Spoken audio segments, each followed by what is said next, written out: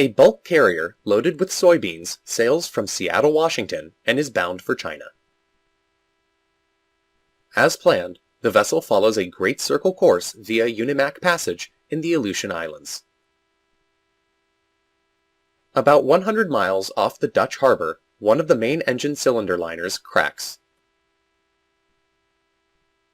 The captain stops the vessel for repairs and allows the vessel to drift. The weather is wind 35 knots, sea 5 feet, swells 20 feet, and visibility about 3 miles. The weather deteriorates and the vessel drifts faster towards the nearest shoreline in 35 feet seas and winds gusting more than 60 miles per hour. After about 13 hours of drifting in heavy weather, the captain fears that the vessel may run aground on the nearest shoal. He calls the harbor master at Dutch Harbor and requests for tug assistance.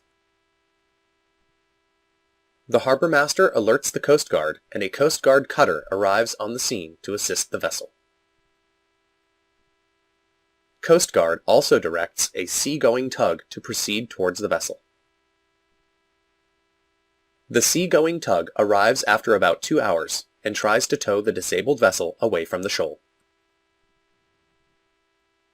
Unfortunately, the 3,000 horsepower tug is only able to reduce the drift from 4 knots to 2 knots. The vessel drifts further towards the shoal. After 2 hours, a second tug arrives on the scene. The second tug tries to tie a towing line to the vessel, but fails because of the inclement weather conditions. 3 hours later, the tow wire of the first tug parts and the vessel drifts faster towards the shoal. In order to stop the drift, the captain drops the anchors, but the anchor cables part. Oh my! The drift continues, and the vessel runs aground on the shoal. The vessel breaks in two and pollutes the ecologically sensitive area with thousands of tons of soybeans and fuel oil. While rescuing the vessel's crew, one of the Coast Guard helicopters crashes.